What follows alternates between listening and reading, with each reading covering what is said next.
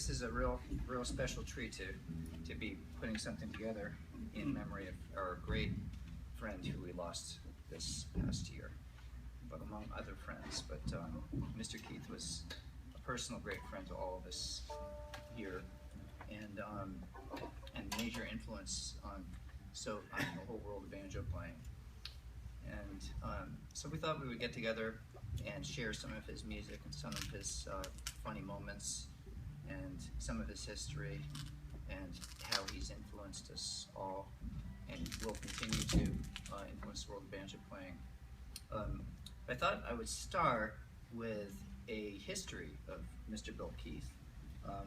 And pardon me for not having it in my immediate memory, but because I wouldn't want to miss anything, so I have some notes. But Bill was born December 20th, 1939, and as a child he played ukulele and he took piano lessons, and it was that way he started to learn how to read music. In his early teens he listened to the Clear Channel and first heard the banjo when he went to a music store. Well, he first heard the banjo on the Clear Channel in the Boston area, where he grew up as a boy, and he went to a music store and rented a short-neck tenor banjo. He wasn't aware of what banjo he had heard, he just knew it was a banjo, and he went into the store and picked up a tenor banjo. And he started taking lessons and learning from sheet music.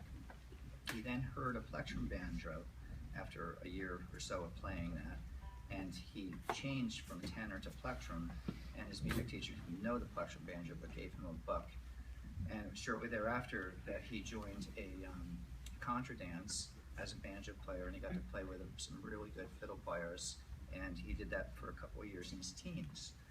During that time he was listening to a lot of different music, and he first heard at some point during the year of approximately 1956, 1957, a friend of his had a five-string banjo, and he heard that and he recognized that that's the sound that he always wanted.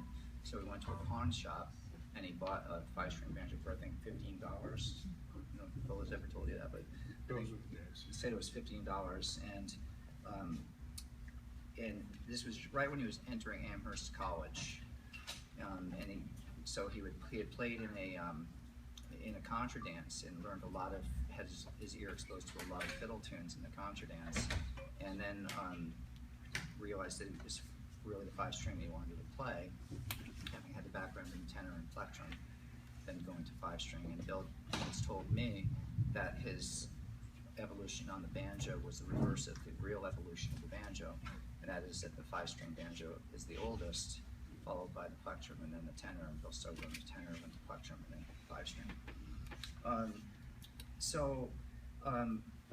In 1957, he started to take from the Pete Seeger book, and there was a page in the Pete Seeger book where he recommended that for people that wanted, there was a little bit about three-finger style in the Pete Seeger book, and there's a statement there that says that if you want to learn more, go out and listen, buy a record from Earl Scruggs or Don Reno. And he did that, and he bought the Foggy Mountain Jamboree, which started with Foothill Special, and it really caught him. And while he was at Amherst College in 1958, he started transcribing Earl Scruggs continually throughout his early years of college, and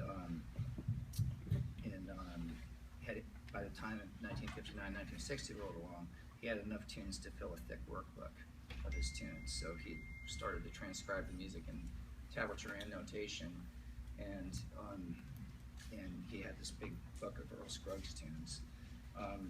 He started playing with Jim Rooney at Amherst College, and he had the opportunity to open for Joan Baez at Dartmouth with Jim Rooney. In 1960, he met a woman named June Hall, who was the wife of a machinist's friend of his that played obscure fiddle tunes from Nova Scotia. And he was immediately attracted to the tune called The Devil's Dream, which was the first tune we played. And he realized that he could play the same notes on the five-string banjo. In 1961, he moved to Boston after graduation and played with Jim Rooney and joined the Air Force Reserves for a year. 1962, he won the Philadelphia Folk Festival with the Devil's Dream. After active duty, he moved to DC to work with Frank Wakefield and saw Earl in concert for the first time. Got in backstage and showed him his book. Earl couldn't read music but asked Bill to play from the workbook while he watched. He was impressed and invited Bill to Nashville to work on a book that was being made, that Earl Scruggs was working on at their house, and ended up going and working note for note with the tablature as Bill, basically Earl sat with Bill as he played note for note and just said, no, I play it this way, okay, and he rewrote the tablature. So everything was directly taken from Earl Scruggs. It's in that book, tabbed by Bill Keith. He got to travel with Earl Scruggs on the bus and watched him play WSM Martha White radio show. Earl also brought Bill to the Grand Ole Opry, and it was backstage where he was playing The Devil's Dream and some other songs. Kenny Baker heard him and listened quietly in the background while Bill was playing, and very shortly thereafter Bill Monroe appeared and was listening as well for a while to Bill play. And at the end of the night, Bill was offered a job in kind of a vague way, starting in 1963 with the Bluegrass Boys. I remember Bill told me a story that it was kind of a vague introduction. It was kind of like, yes, you're going to come and join the Bluegrass Boys, but you kind of still have to try it out or something like that. So he ended up going down to Nashville, and he got to this place, and Del McCoury was there trying out for the banjo also. And so they were like, wait a second, I thought I got the job. I thought, it was mine, but Del was also trying out for the banjo, and I guess they got together in some room in a hotel in Nashville. And duked it out. Yeah, well, and Monroe said, because of McCoury's voice, he said, okay, I'm going to play guitar, Bill's going to play the banjo, or Brad's going to play the banjo, and that was the band. Yeah. Do you have anything to add? No, that all sounds accurate. That's, Yeah. That's Well, Bill talked about that Devil's Dream. Bill said to me last year that when he heard June Hall play it, the first thing that struck him was, I think I can play that on the banjo. But he said he just woke up the next morning and he knew he had seen the fingerboard in his dream, and he knew exactly how to play it. Where all the notes were laid out, how the rolls work and everything. He just got up and played it. So that's the way his mind worked. Yeah. That's how the fiddlers talk about learning new tunes. Yeah. They would wake up in the middle of the night, knowing the finger. and they would have it all in their head. Yeah. You should tell people why he was Brad in the band and not Bill. Yeah, right. So I kind of. His name was William Bradford Keith. So Monroe said, "Well, I don't want people to get confused with two Bills in the band, so I'm going to call you Brad." So he joined the Bluegrass Boys, and it was in 1963 that he was back and forth to Boston, going home, and he would get together on his trips home with a friend from college named Dan Bonner, and Bill wanted to start some sort of a music business, equipment business. He wasn't sure what it was going to be, but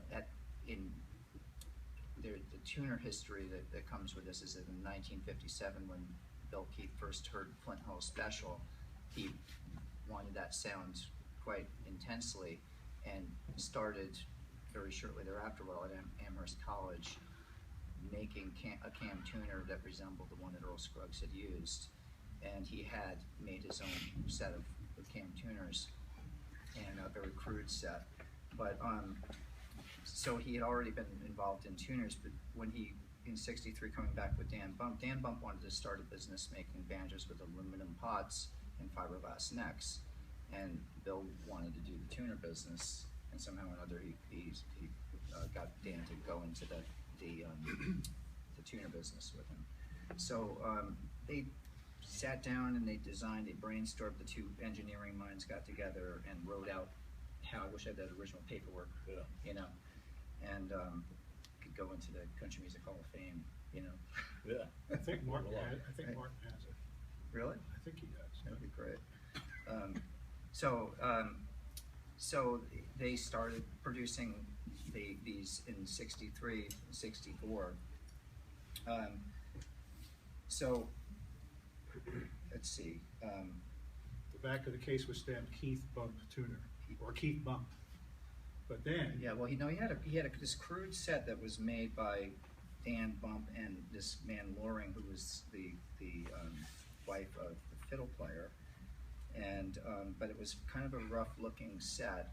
And when he was on tour with Monroe in California, the guy that had designed Monroe's cam tuners named Walt Pittman, Scruggs' tuners named Walt Pittman. Bill stopped in to visit him and showed him his prototypes for his tuners, and Walt Pittman was given the task and agreed to take the task of making them a little bit smaller and making the thumb screws and the screws a little bit more streamlined, and so that it could fit in a case, because they were a little bit too big. So so eventually he showed them to Earl Scruggs, and Earl was very, very attracted to them and wanted to be a part of the business. And he, then it was Keith Scruggs Bump on the back end too. right, yeah, and that was until, They almost ran out of space. and then Earl Scruggs ended up buying his shares out, right? And Selling his shares. in 1969, or 68, and Bill became solo. Yeah, well, there was a bit of a split between Bill and Earl, having to do with the business of producing the book, which needn't be aired here. But there was bad feeling between Bill and Earl for several years, but they eventually reconciled. Yeah. One thing, just a little sidebar, while Brad was with Bill Monroe,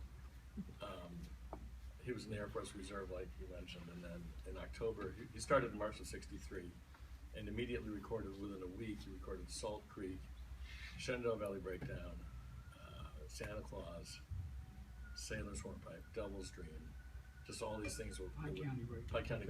I actually didn't record that, or he did, but it didn't get released till later. I'm sorry, yeah, you're right. Yeah, and all these tunes that revolutionized banjo music,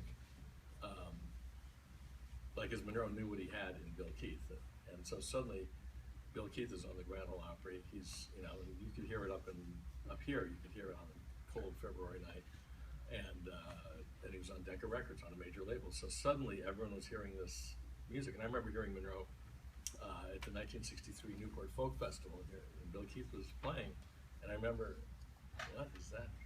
What kind of banjo playing is that? I remember, I didn't know what it was, but it was Bill Keith. The kind that we were all doing 2 years later. Yeah, exactly. Anyway, so he just, Bill was the first Yankee to play with Bill in Bill Monroe's band. And talk about when worlds collide, because there was a bit of culture shock. A little culture shock. Yeah. And they played Town Hall that fall, right? Yeah. So they were, because I remember hearing him then and hearing him at Philadelphia, right at the time. Yeah, and he stayed with Monroe till October of '63, but then he had to go back for the Air Force Reserves for like 2 weeks, and he decided, I guess that's enough. And they were doing he did a week at the Ash Grove in Los Angeles, this really famous coffee house there, and apparently for the second week, Ry Cooder played banjo with Monroe for that week. Is how the story seems to go. So, not what you think about Ry Cooder usually playing banjo with Bill Monroe. He actually played slide banjo. Yeah, that's what it is, exactly. Okay, Kerry, sorry. Yeah, so that's all great stuff. And well, after he left Monroe, of course, Bill described that to me as it wasn't as glamorous as it sounded. No, not at all. But it was pretty revolutionary for the banjo world, and those recordings are really found really amazing. So he played did some studio work for a while, my understanding is, and then joined the Jim Kweskin jug band in around 66, 67, and stayed with that band for quite some time. And also played pedal steel in that band and recorded pedal steel with a lot of great players, including Jonathan Edwards and even the Bee Gees. Oh yeah? He did, yeah. lived up on a BG track. I don't know which one, but Then he had the Blue Velvet Band with Eric Weisberg mhm. and Richard Green was in that, and Jim Rooney was in that band. He played some steel, steel pedal, as some people say, pedal steel, and playing banjo. A whole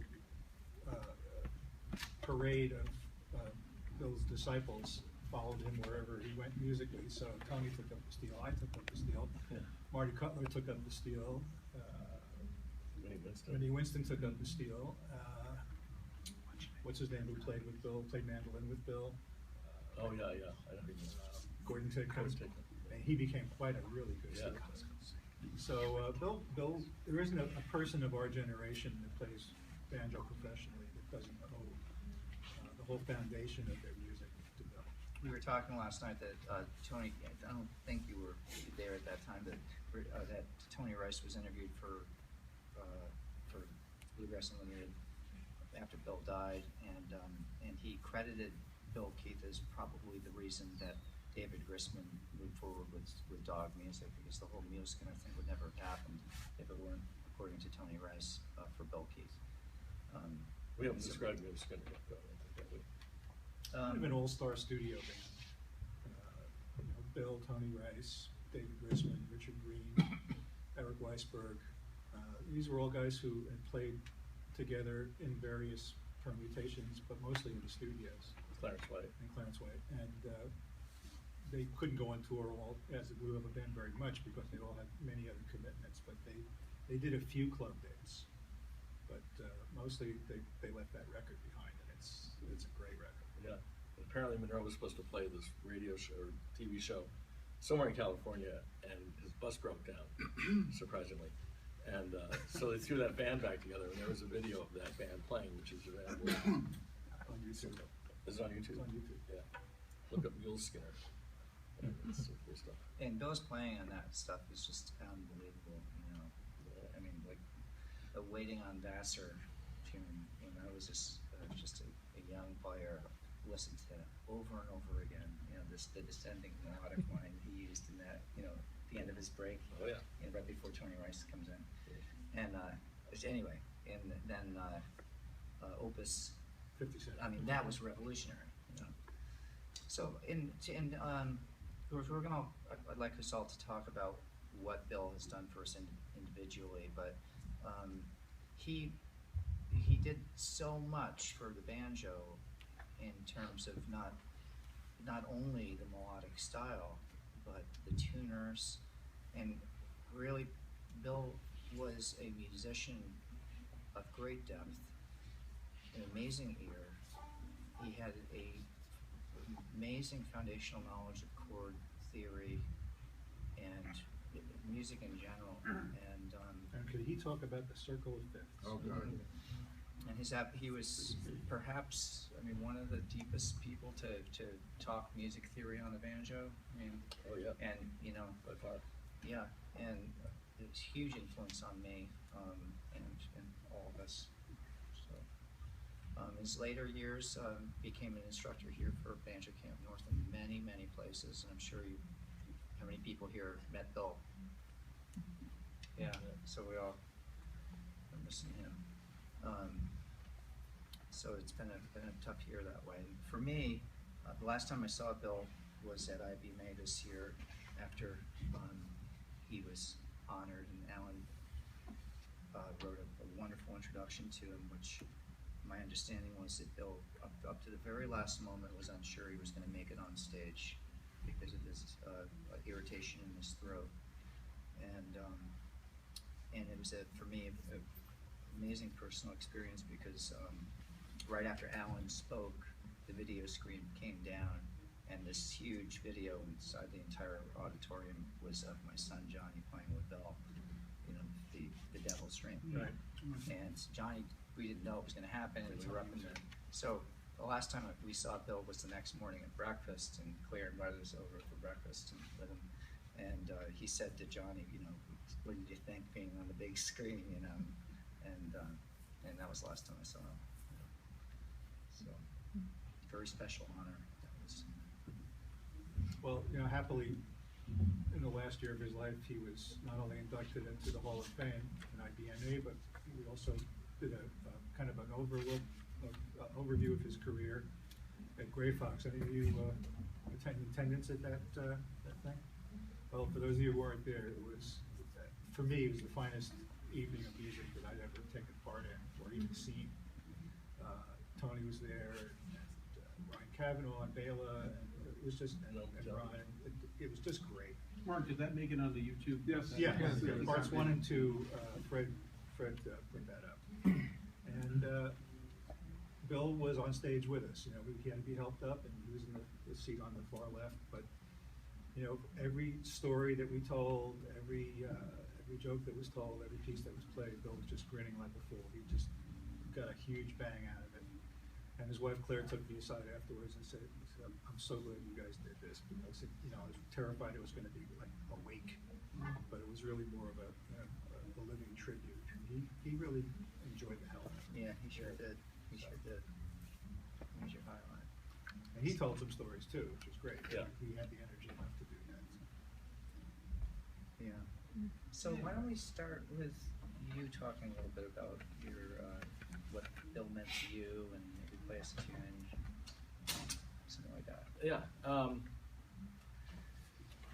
I can't remember when I first heard him in Newport in '63, but it didn't really make sense. But my banjo teacher somehow that early on in '63, I guess later that year, showed me Devil's Dream and Sailor's Hornpipe. So immediately I had those notes in my fingers, and immediately became a giant fan of Bill Keith.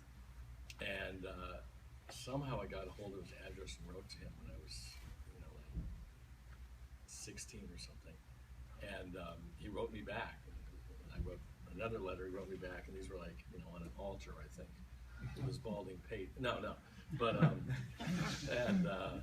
and then I went to see, my parents let me go down to New York City. My aunt lived on Washington Square North. Bill Monroe and the Bluegrass Boys were at the Gaslight Cafe in sometime in '66, and my parents let me cut high school to go down there. And there was a band with Richard Green, Pete Rowan, Lamar Greer, David Greer's dad, and Bill Monroe's son James on bass. It was like this really killer band, and they're playing at this really tiny coffee house where Bob Dylan was playing like 5 years before, called the Gaslight Cafe. So before that, we went to the Folklore Center, which was maybe 2 or 3 blocks away on 6th Avenue, where Dylan also hung out. It's, you know, a real famous place. And we walk in there, and there are all these banjos and guitars on the wall, and I was down there with my guitar player, and we were in this band together. And so we grabbed some instruments, we're jamming, and my back was to the door, and our guitar player looked up and went.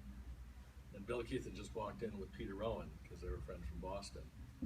And not my guitar player, but the guitar player in our band kind of went, and oh God, it's Bill Keith. And so I went over very nervously to him and said, "I don't remember if you remember me." I still remember saying that to him. And, oh yeah, he wrote me those letters. And he remembered me for some reason.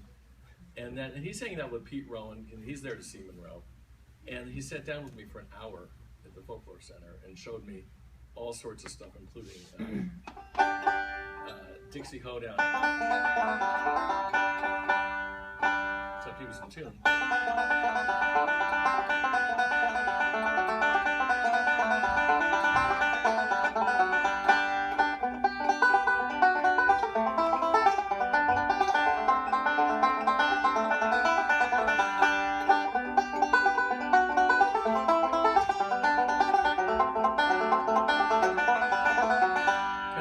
Double forward roll thing, which is an Alan Shelton thing that he used to play with Jesse. Started out like this. Right. Yeah. He was applying it to this other Jim and Jesse tune called Dixie Hoedown. So I was just like floored, and he showed me, I don't remember the other things he showed me, but he showed me that. And he sat down with me for an hour. I'm just some kid from Syracuse, New York, and he's hanging out with Pete Rowan about to see Bill Monroe, and he sat down and showed me all this stuff. And then I saw Monroe for 2 nights in a row, which is amazing. And then went back to high school and kind of snuck back in around lunchtime. And I sat down with my friends, and I just saw Bill Monroe at the Gaslight Cafe, and I met Bill Keith, and he showed me the stuff, and they're going, yeah, the Beatles having their single out. Yeah, great. Yeah. So anyway, so that was beyond generous. And I could tell other stories, but we can pass it around. Or Well, sure. And I know there's so many great stories that yeah. that you have. I was a student at Tony's, and I had always heard of Bill, and I was at a festival in Connecticut, and this banjo player came up to me and said Bill Keith was at this other festival, and a banjo player was asking him who he could learn jazz banjo from, and he said me. And I was like, Bill Keith, what? No way, Right. And how did that happen, And so I got the nerve I thought about it for like 2 weeks, and I got the nerve to call him, and just introduce myself, and he immediately, knew who I was, and then I said, well, would you be interested in coming down and playing a few dates with Fretwater, And he said, absolutely, sure, I'd love to do that, And I was like, couldn't believe that. That was step two. That was Ron's band, Fretwater. Yeah, that was like step 2, and then pulling in the driveway was step 3, and we immediately started late nights playing tunes together, and from then we're just friends for years and years, and so that was how I met Bill. In 1963, I went to the Queens College Folk Festival in New York City, and Bill was there with Rooney.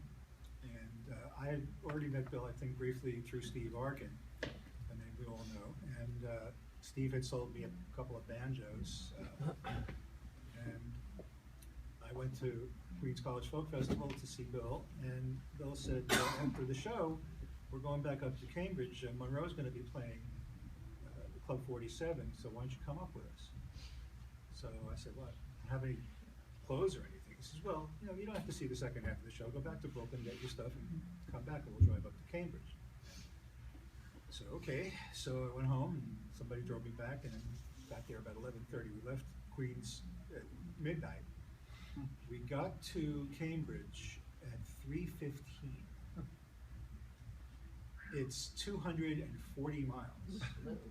Bill had a 1963 Chevy Biscayne that looked like a junker, but under the hood was a worked 327 Corvette motor, custom suspension, Michelin racing tires, and a compartment under the hub of the steering wheel for his supply of herb. And he immediately fired up, and the trip went by very quickly. Anyway, we got up there, and I had my banjo with me, and we were getting ready to go to the Club 47 the next night to see Monroe, and he said, bring your banjo with you. I said, why? He said, well, we might do some playing afterwards. So I did that, and just before the second set, Bill came over and said, about 4 tunes in, Monroe's going to call you up to play a couple of tunes. I said, really? He said, yeah. I said, why? He said, well, I told him about you, and he wants to hear you play. So I was excreting masonry, let's say. But I got up there and played Shenandoah Breakdown and Molly and Ten Brooks. And afterwards, applause. I go to leave the stage, and Bill grabs my arm, pulls me back, and he says, leans to the microphone and says, tell me something, son. Did you learn on Brad? And I said, yeah, very much so. He said, oh, you sound real good. You sound real good, son. So we're all packing up and getting ready to leave, and Richard Green comes over to me and he said, would you be interested in filling in for Lamar Greer for a little while? I said, what's going on? He said, well, his infant son, who turned out to be David Greer, was ill in D.C. He was just weeks old, I think, and he had some kind of inflammation of the brain. So they were very concerned, and Lamar had more about that some other time. But long story short, I played a few college gigs with them, during which I experienced the bus in all its broken down glory. And I have to say, in all candor, that in that whole time, 2 weeks roughly, Bill didn't utter a word to me. Any instruction or notes that he had for me were handed down through Richard Green or Pete Rowan. They'd come over and say, Bill says next time you start off, can't you hear me calling a little slow? Or Bill says play backup during the verses and roll through the choruses. So all my instruction came through intermediaries. The great man never spoke with me. But that's the way Bill was. Keith was. He was a mentor to so many people. And the other part of the big influence he had on me was the recordings I made of him at Gertie's Folk City in New York in 1965. The story of which I've told many, many times. But basically, a lot of the stuff that he put down on this reel-to-reel tape recorder in the basement of Gertie's before I recorded the actual shows, which was him, Rudy, and Grisman, I had stuff to work on for the next couple of years with that. And it was trying to go Those right tapes down. circulated too, didn't they? 'Cause Yeah, I gave it to Fred, and Fred let him out. One of the nicest tunes that I heard on that was Bill's version of Black Mountain Rag.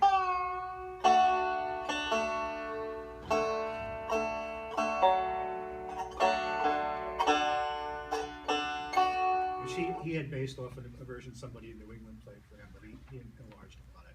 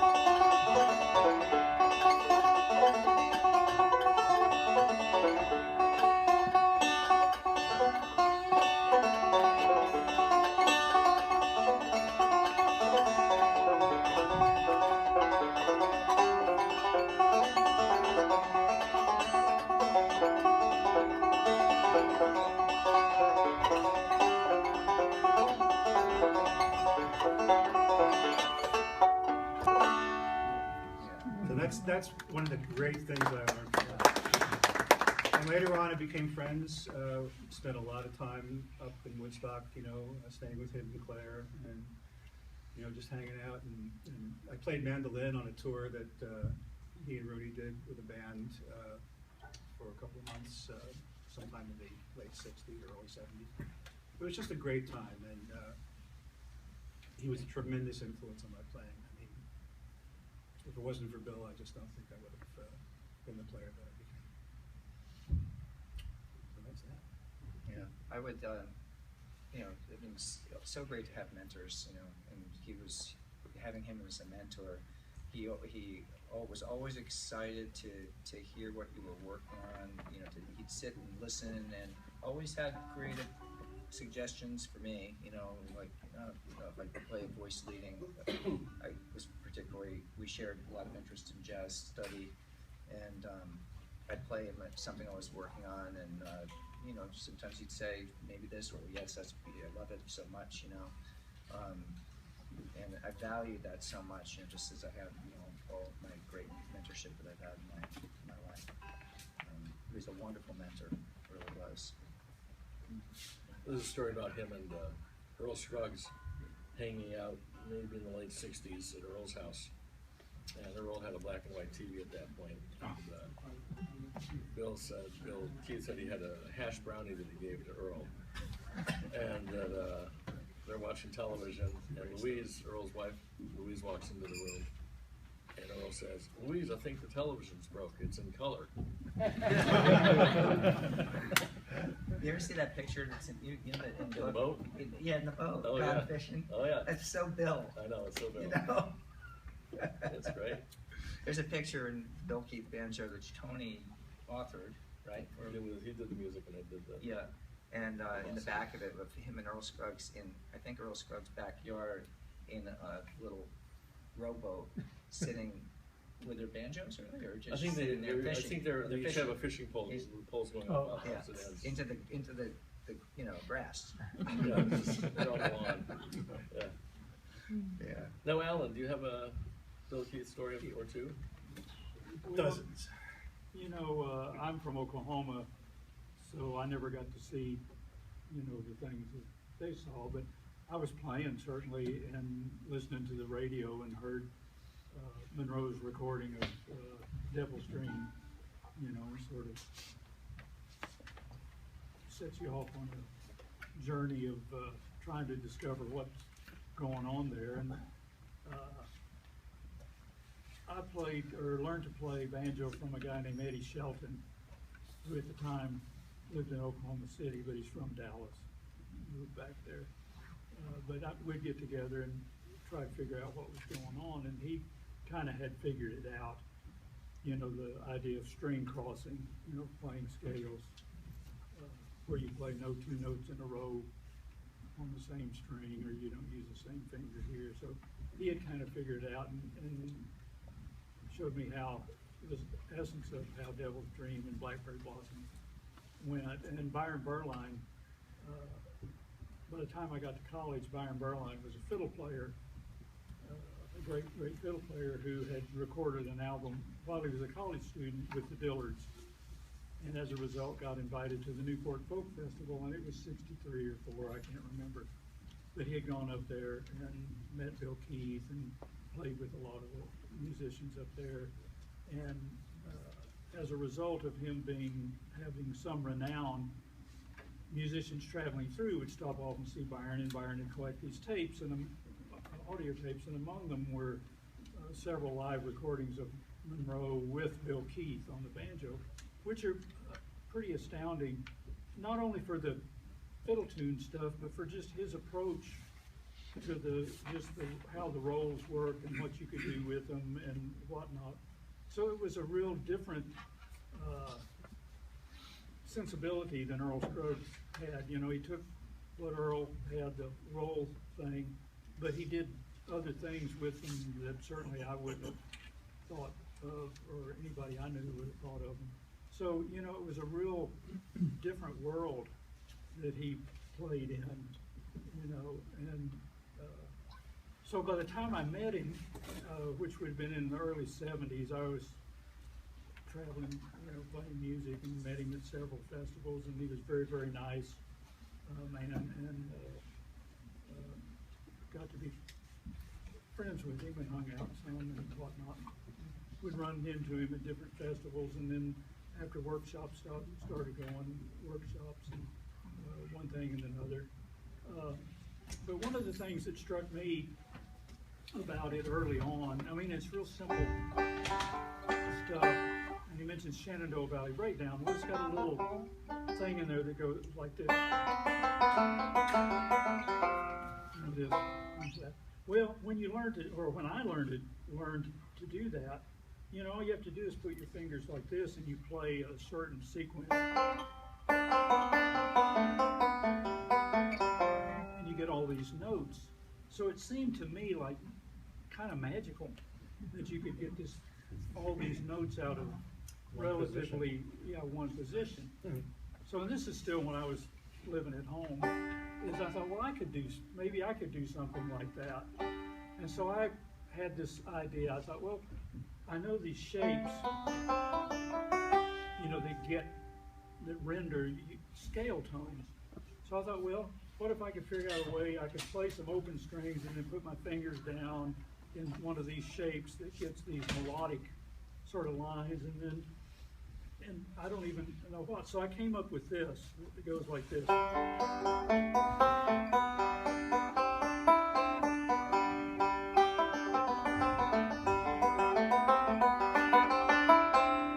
To hear, and I knew enough fiddle players, and I knew that they did stuff like this. Festival. What's that? Festival is called, right? I don't know what that is. You recorded it. It's called Molly Bloom. Oh, Molly Bloom. Yeah. What was it called? Festival? But never mind. So it.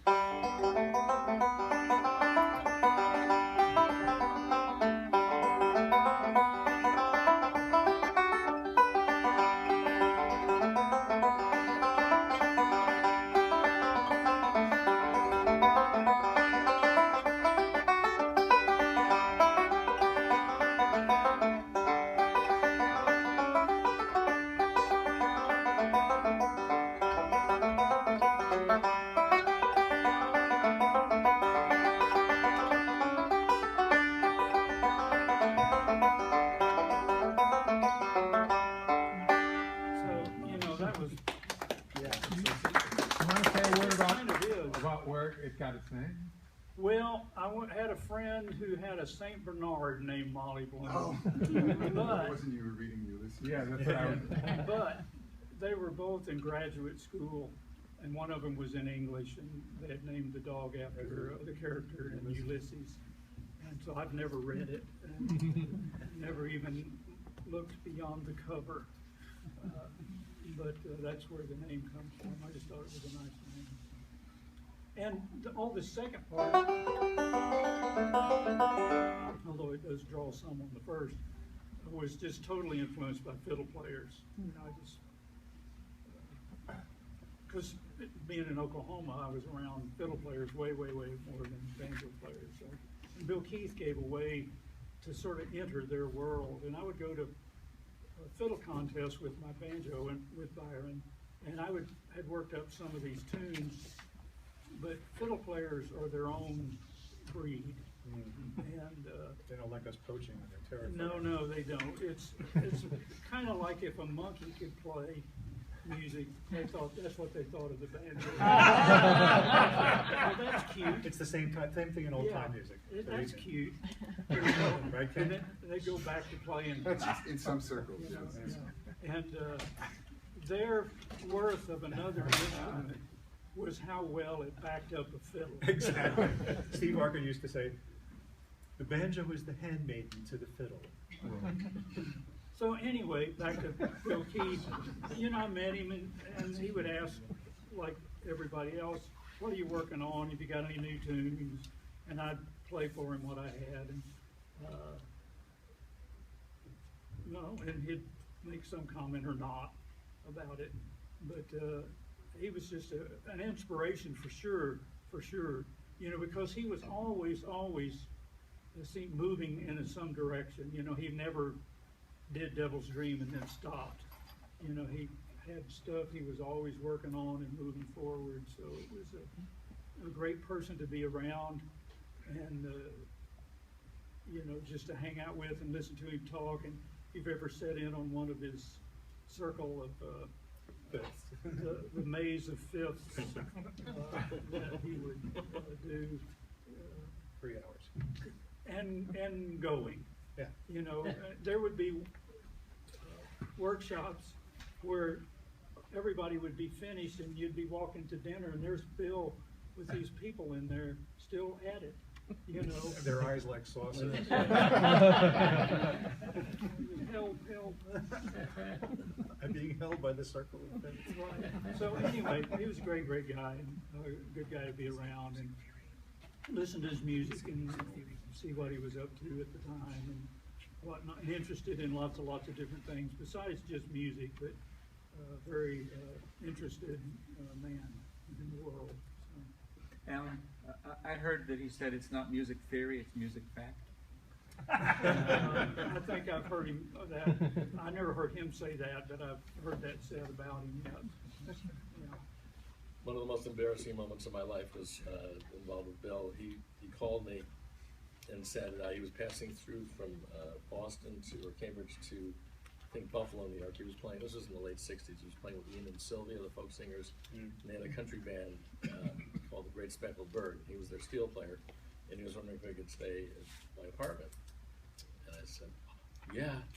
And he was still like this big icon to me. Yeah. And I called all my friends so that they could be there when he arrived.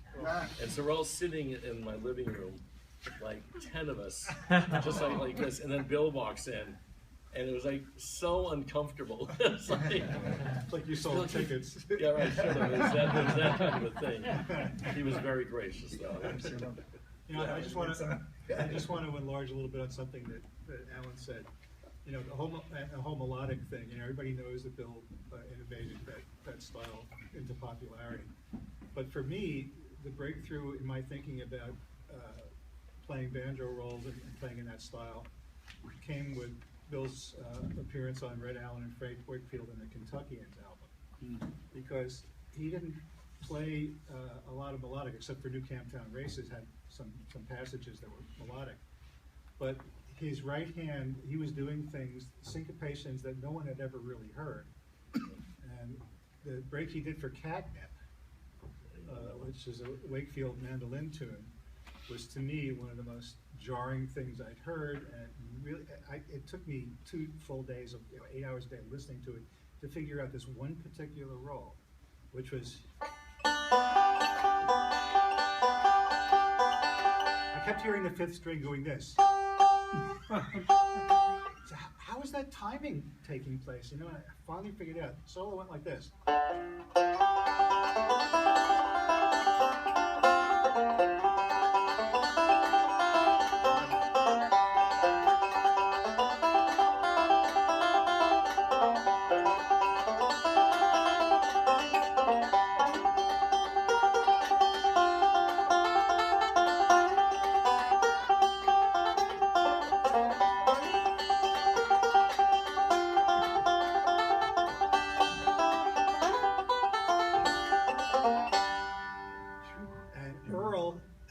Done anything like that. I mean, it was so completely different, that right hand, that jumping syncopation in that passage, it just galvanized me. And that's when I really started getting into Bill's non-melodic devices that he used. Let's do Leave It Strong. Well, just while we're on the topic, I'll play a little bit of New Camp Town Races, which was also on that same record. Right. Which I was visiting my grandmother again another time, and went to Sam Goody's record store and found this album by Red Allen and Frank Wakefield. And I was like really into Frank Probably in the Wakefield. cutout bin, right? No, it was too early for that. Oh, okay. But I was really into Frank Wakefield's mandolin playing, so I put it on and listening and hearing this amazing banjo playing. It's Bill Keith. Oh my God. And it was like one of the most profound banjo moments I ever had, hearing his solo on New Camp Town Races. Yeah, that's it. Which was like, you want to back me up on this one? I'll give you $5. Sure. Okay, great.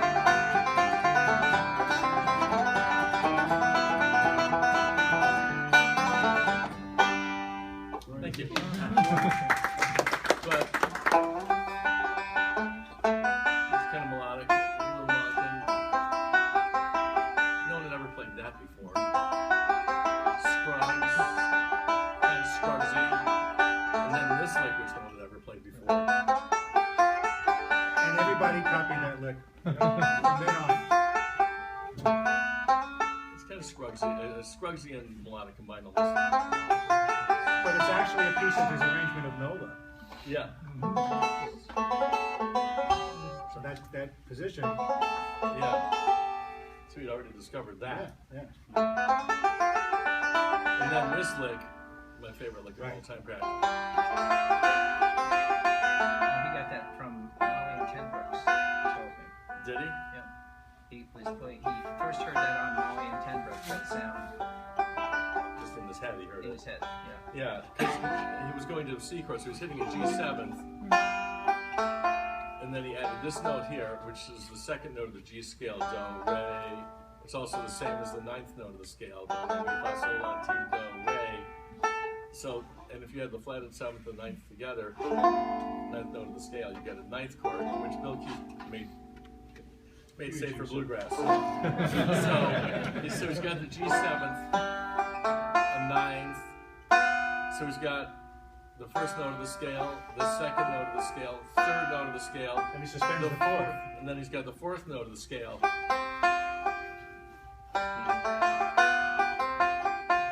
Back to the second, back to the third, back to the second, back to the first on the C chord.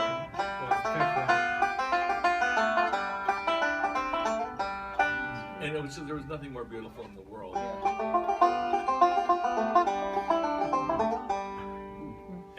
And hearing it now, it's not quite as it's not revolutionary, but here at that time, it was epic making. It was Yeah. epic making. I used to think of it as Scruggs with 60 more IQ points. You're in treacherous ground here. I know. So it was, you know, and that wasn't particularly a little bit of melodic, but not for that leg. And it was just he reinvented the banjo in a whole other way, doing that. And his passing tones and, Yeah. and his way of moving from one chord to the next, like this. His second half, he played a second half to Shenandoah Breakdown, which went like this.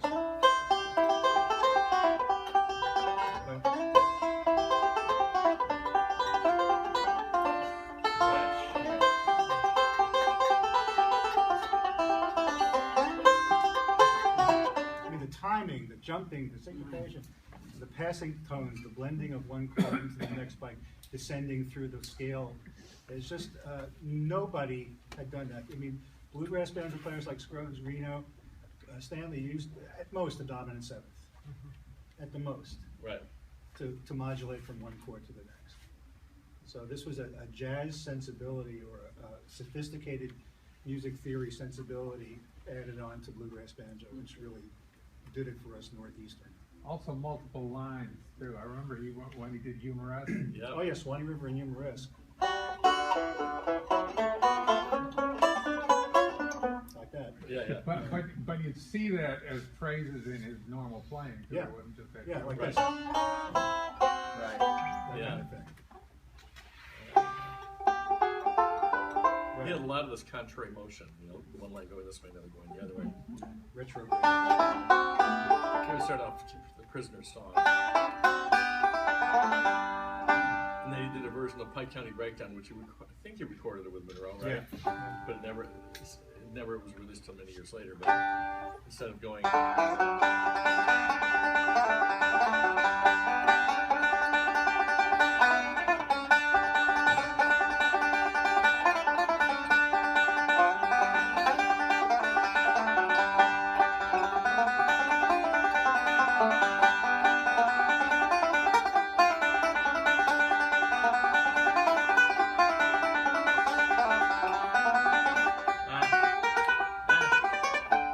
you get the idea. I'm kind of getting the essence to kind of take the melody into this.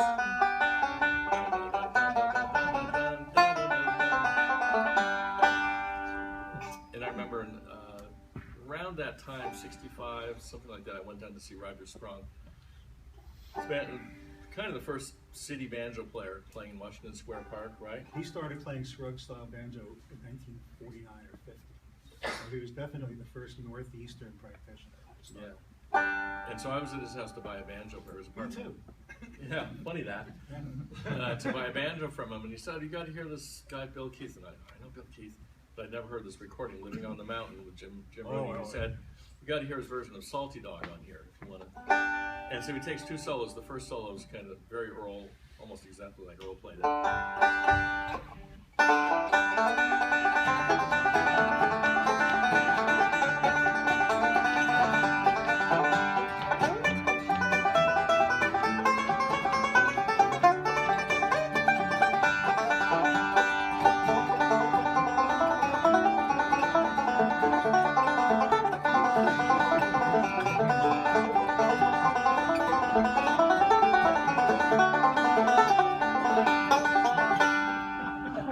Blew our minds. Whoa, 1960, and he recorded that in 62 or something. 63 was Living on the 63, yeah.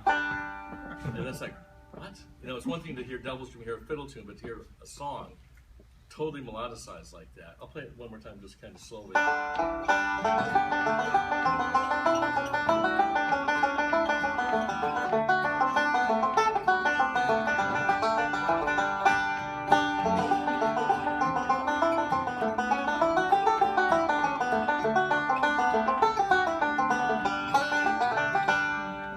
Just, again, reinventing the wheel yet again. Melodicizing a whole, a vocal tune. The funny thing, by the way, about Devil's Dream and Sailor's Hornpipe, about Devil's Dream in particular, Eric Weisberg and Marshall Brickman did a record called New Dimensions in Banjo and Bluegrass, and Devil's Dream was on there as a double banjo arrangement with Marshall and Eric. It came out before Living on the Mountain. The reason it came out before Living on the Mountain is that Eric had gone up to Club 47 to see Bill and Jim, heard Bill play it, ran home, worked it out, called up Marshall and said, we got to go in the studio now. And they rushed it out before. But still, Bill's is the version that really, became. Mark, I got a question. Yeah. His influences. I mean, obviously he had sheer genius, but was just the sheer genius of him thinking this new way, or is it also influenced from jazz, from horns, or from, did he ever talk Bill, about that? His fascination with harmony and chord building and alternate chords stemming from his days as a tenor and a plectrum player. Because it's so different, Carried over. Yeah. So he started on piano, playing classical piano. Yeah. So he learned theory. And he would draw from that. I mean, he did Bourrée, he recorded Bourrée. He's probably one of the first 5-string players to play melodic classical, right? Yeah. And he knew about Paul Cadwell, the classical player that Roger Sprunger used to bring around to festivals and stuff. And Paul was a nylon string, turn of the century style classical player. And I think his experience in France changed him dramatically. He was exposed to a totally different passion for different type of music over there. A lot more jazz, a lot more interest in music theory and the education of jazz and the subtleties therein. And I think that it also freed him up, so he wasn't locked into Scruggs style, as much over there, and he felt maybe a little bit more creative and came out with some really wild stuff, But there's no denying that the person that he was I think the most prevalent influence, the strongest influence on his development as a musician. He had a soaring intellect. He had a curiosity about everything. I mean, we had a theory. We went up to see somebody's homemade pedal steel. We rode up from Woodstock to Albany, and the whole trip, a 45-minute trip, he was talking about the gold standard and its effect on the world economy. And, he wanted to build a Hieronymus machine, which was an electronic thing using real old, big, huge vacuum tubes for influencing events over long distances by mental manipulation. And I mean, he found this patent somewhere, and he wanted to build this machine and kill his brother's neighbor's dog from 3,000 miles because he was digging up his garden. And this is the truth. Yeah. He just had an incredible engineering brain. Yeah. I remember he had a solid gold model of the Great Pyramid of Giza. Yeah. He used to keep his razor blades in Yeah, there. magic. Yeah. He swore that they never got dull. There was never a moment of brain, Inactivity. I remember standing out late at night underneath a light fixture on the street, smoking a cigarette and hanging out after a gig or something like that, and we're looking up and pondering the box of the electrical box and how it's how that is operating, and you see we're talking about it, just constant brain working. Yeah, go ahead. Sorry. I was going to say, I mean, in addition to the melodic style, like I think probably when he was in France, his chords focus developed. And there's this tune, Would You Believe It? I think it's just genius, and it's on this. It's in the book that I think so. Yeah. Okay, it's in the book that Tony did with Bill. We'll do it.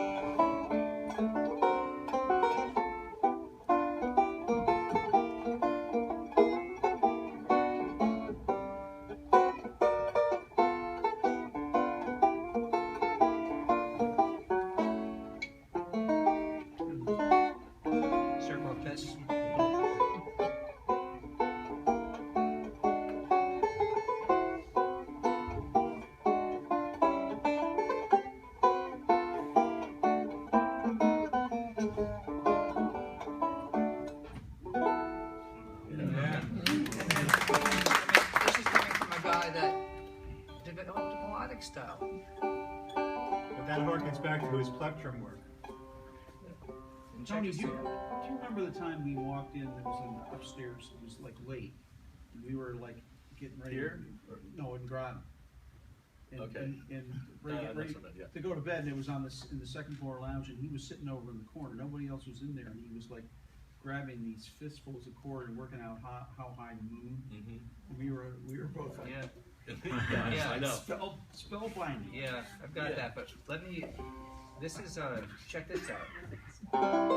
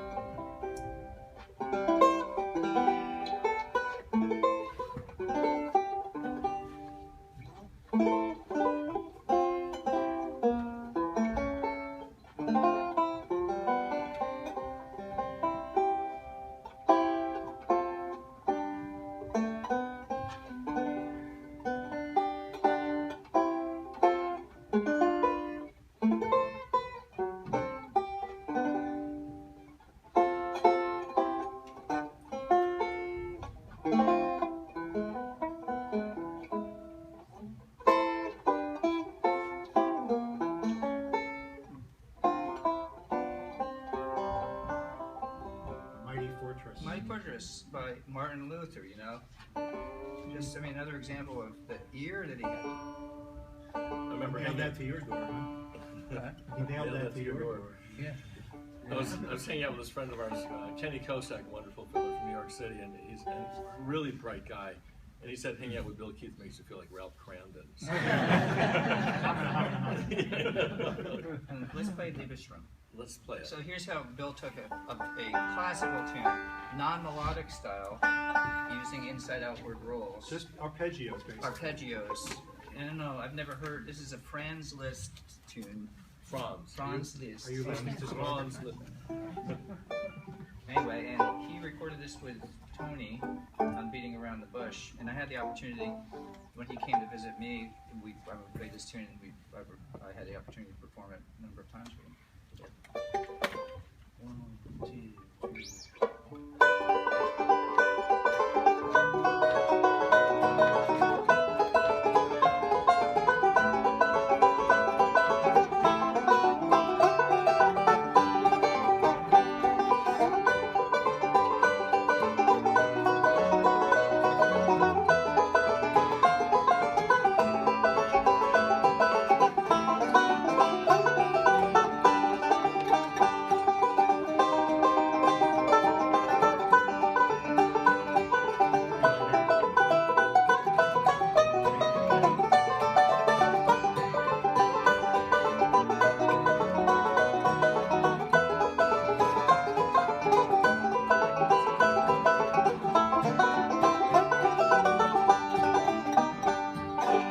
Yes. It's a classical tune, no melodic style, rolling on the banjo. You know, and here you'd think a guy that did all this amazing melodic stuff would have thrown some melodic stuff in there, but he doesn't, you know, except during the solo, of course. During the solo. Solos. He told me what he loved about that tune was just the way the chords mutated one into the other, just the flow of it. You know? It was a very soothing tune. You have to play it to relax. Because the melody just stays on. It's kind of one note. It's the B note. 3. Then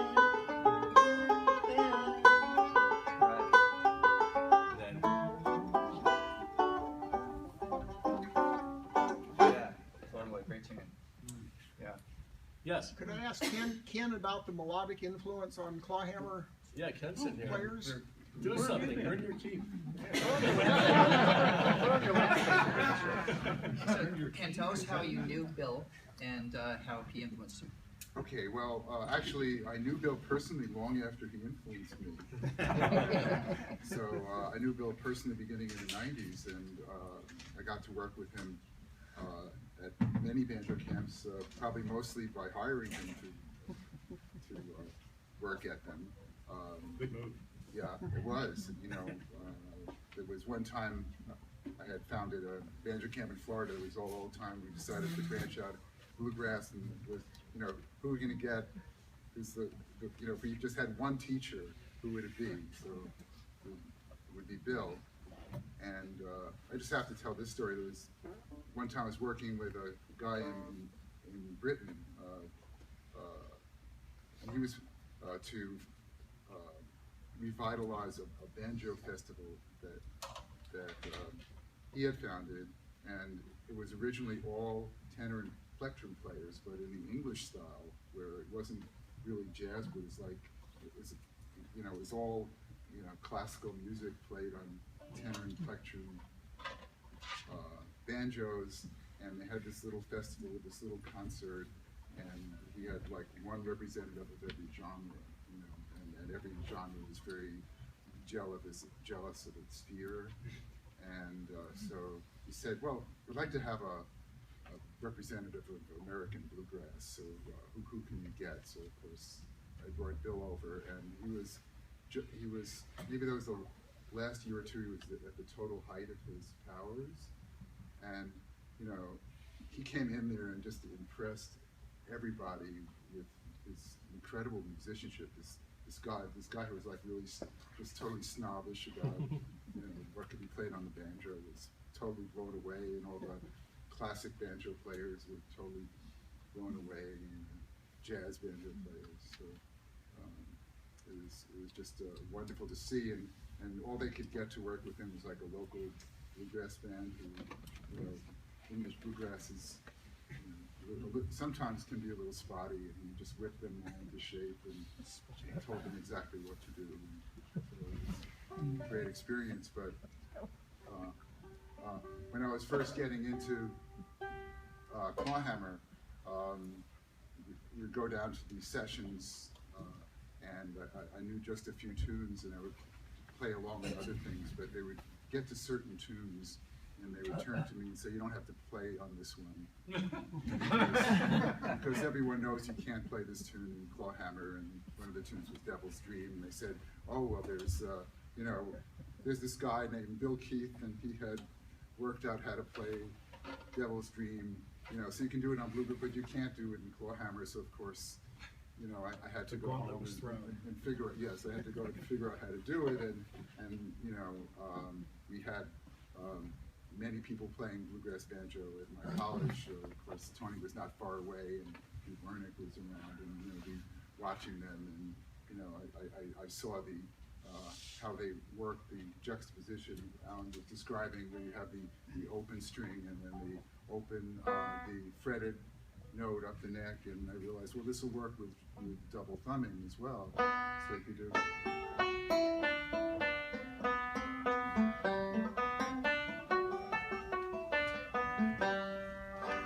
So I was able to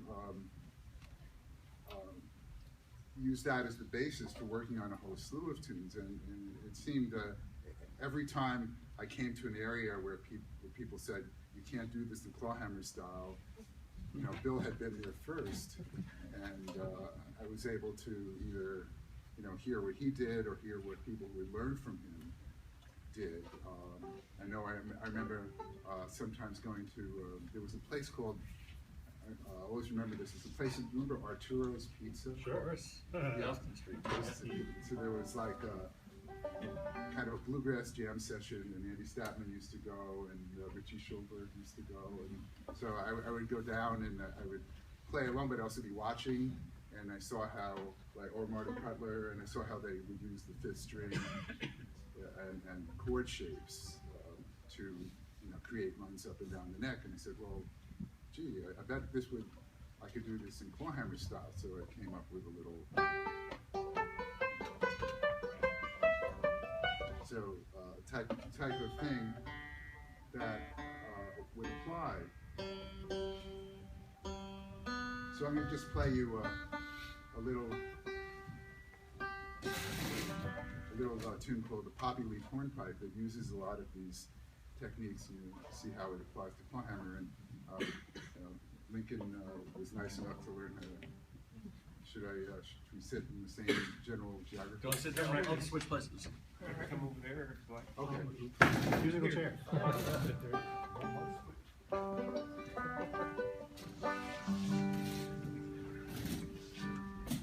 So, too fast. Here we go.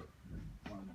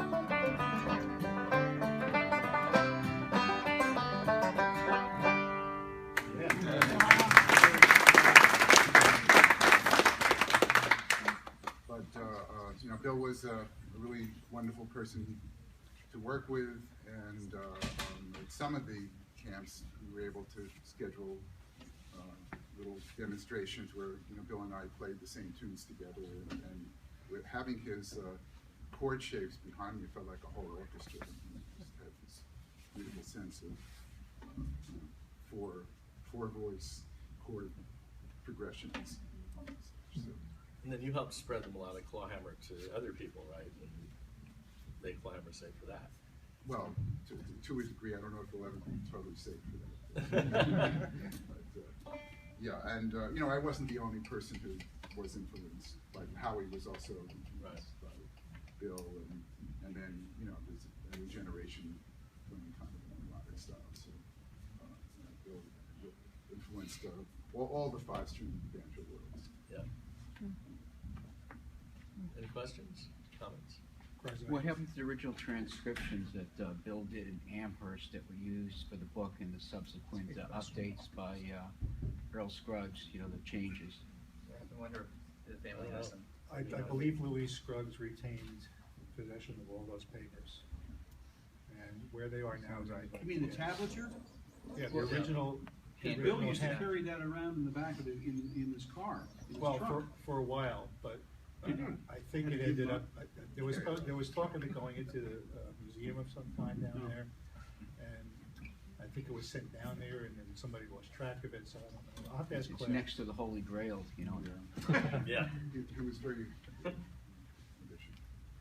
Bill taught here for a number of years, and 2 examples of his flip chart tablature are hung over there by the door, including his circle of fifths. There's another question over here.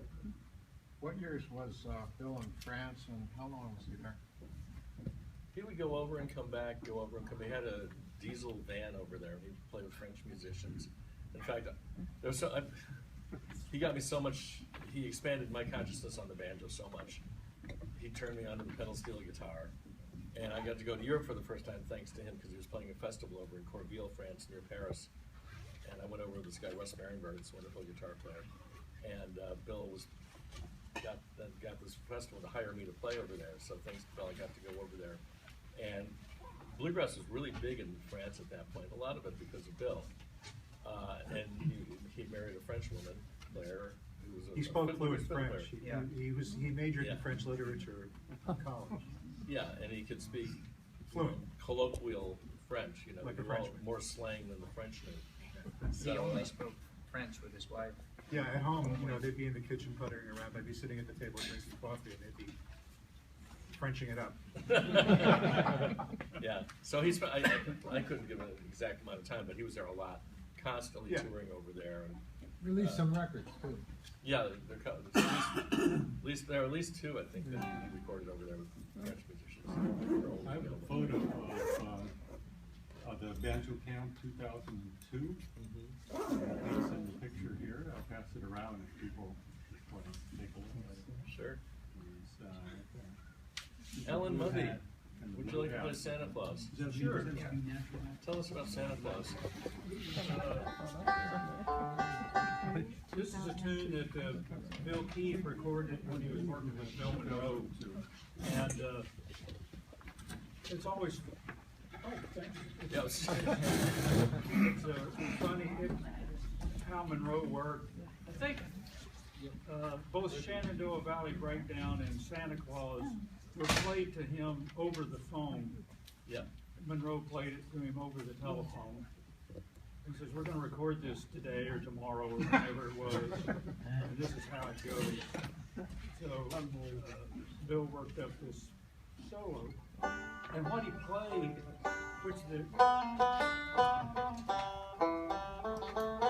that's sort of the tune that Monroe played over the phone to him, so that's what Bill worked up. Yeah. But when he got to the studio, Monroe played this other thing. Yeah. And so I would play it. You know, it's not note for note, but it's just the idea of it. And that's when Bill told me the story. He said, you know, Monroe showed me, played this other thing, but when he got to the studio, he did that. So, if anybody wants to join, please do.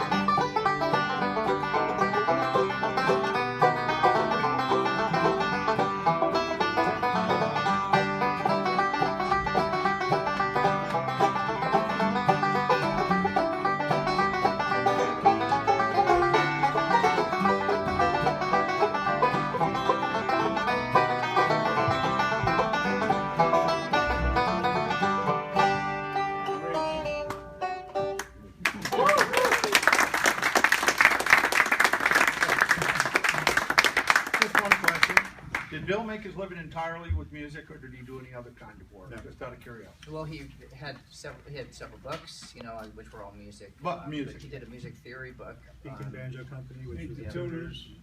Yeah. Thank you. Yeah. Thanks everybody for coming. Thank you. Thank you.